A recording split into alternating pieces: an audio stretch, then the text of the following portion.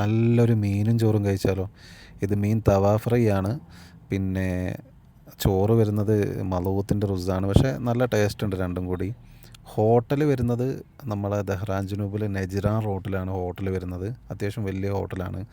മീൻ നമുക്കിവിടെ ഫ്രഷ് എല്ലാം ഡിസ്പ്ലേ ചെയ്ത് വെച്ചിട്ടുണ്ടാവും.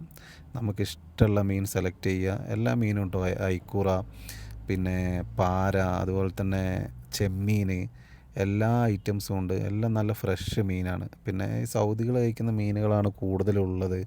നമ്മൾ മലയാളികൾ കഴിക്കുന്ന മീനും അതിൻ്റെ മസാലയും ഇല്ല. ഈ ഹോട്ടൽ നടത്തുന്നത് യമനികളാണ്, ക്ലീനാക്കുന്നത് യമനിയാണ്. അവരെല്ലാം അവരെ സ്റ്റൈലിലാണ്. പിന്നെ നമ്മൾ പറഞ്ഞിട്ട് സ്പെഷ്യൽ കുറച്ച് എരിവും കാര്യങ്ങളൊക്കെ വേണമെന്ന് പറയുകയാണെങ്കിൽ അവരത് ആദ്യമേ ചെയ്തു തരും കേട്ടോ. എല്ലാം നല്ല വൃത്തിയിലാണ് ക്ലീനാക്കുന്നത്, നല്ല വൃത്തിയുണ്ട്. ഇതാണ് ഇവിടെ ഇരിക്കുന്ന ഹോട്ടലിൽ ഇരിക്കുന്ന സെറ്റപ്പ്. ഒരു മജ്ലിസ് സ്റ്റൈലാണെല്ലാം. പഴയ രീതിയിലുള്ള കാര്യങ്ങളൊക്കെ അവിടെ ഡിസ്പ്ലേ ചെയ്ത് വെച്ചിട്ടുണ്ട്. പിന്നെ എല്ലാ ഹോട്ടലിലും ഇവിടെ കോഫി ഉണ്ടാവും കേട്ടോ, അത് ഫ്രീ ആണ്. പിന്നെ നിങ്ങൾക്ക് ഇതെല്ലാം ഡിസ്പ്ലേ ചെയ്ത് വെച്ചിട്ടുണ്ട്. ഇനിയിപ്പോൾ അറിയില്ലെങ്കിൽ ആ ഫോട്ടോ കാണിച്ചു കൊടുത്താൽ മതി, അവർ അതുപോലെ ആക്കി തരും. അങ്ങനെ ചോറും മീനും വന്നിട്ടുണ്ട്. പിന്നെ അത് കുറച്ചൊന്ന് കരിഞ്ഞു പോയിട്ടുണ്ട്.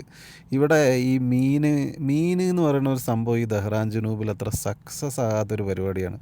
ഈ ചില ഏരിയകൾ അങ്ങനെയാണ്, സൗദിയിലായാലും ചില ഏരിയകളിൽ അങ്ങനെ. അവിടെ മീൻ അത്ര, ഇവിടെ ഒരുപാട് ആൾക്കാർ ഈ മീനും ചോറും കൊണ്ട് പോകുന്നുണ്ട്, ആരും സക്സസ് ആയിട്ടില്ല. പിന്നെ ഇതാണ് ഏക ഒരു ആശ്വാസം കിട്ടിയത്. അലീസാന്നോ അലീക്കാന്നോ എന്തോ പറയും ഈ സാധനത്തിന്. നല്ല ടേസ്റ്റാണ് കേട്ടോ.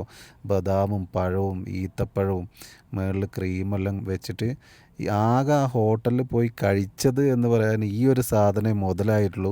പക്ഷേ ഇതിന് ഒരൊറ്റ ബോക്സിന് 15 റിയാലാണ്. പക്ഷെ അത്യാവശ്യം നല്ല ടേസ്റ്റ് ഉണ്ട്.